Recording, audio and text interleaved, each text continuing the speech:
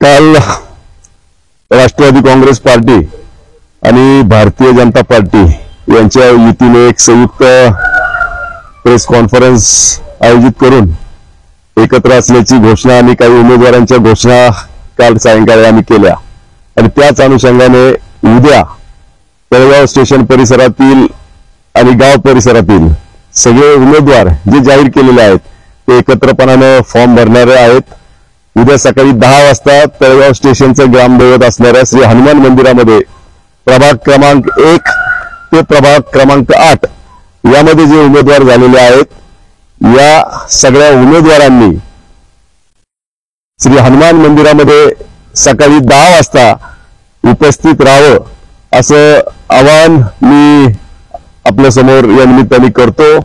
या निवडणुकीमध्ये पुढे जात असताना राष्ट्रवादी काँग्रेस पक्षाने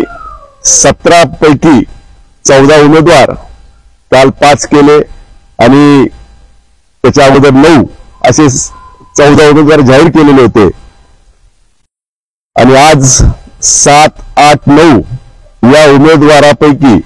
प्रभाग क्रमांक 7 मधील महिला उमेदवारी म्हणून सौभाग्यवती स्नेहा आशिष खांडगे यांची उमेदवारी मी राष्ट्रवादी काँग्रेस पक्षाच्या वतीनं या ठिकाणी जाहीर करत आहे। मी आपल्याद्वारे सगळ्या उमेदवारांना देखील आणि सर्व पक्षाचे कार्यकर्ते असतील पदाधिकारी असतील या सर्वांनी उद्या आपापल्या समर्थकांना घेऊन पक्षाच्या कार्यकर्त्यांना घेऊन उद्या सकाळी 10 वाजता श्री हनुमान मंदिरामध्ये इथं एकत्र यावं। तिथं प्रचाराचा नारळ फोडून आपण प्रचाराचा शुभारंभ करत नवीन नगरपालिकेची जी इमारत आहे त्याच्या समोर जे शिवशंभू स्मारक झालेलं आहे तिथं आपण शिवशंभूच्या प्रतिमेला त्या ठिकाणी पुष्पहार अर्पण करून आपण नगरपालिकेमध्ये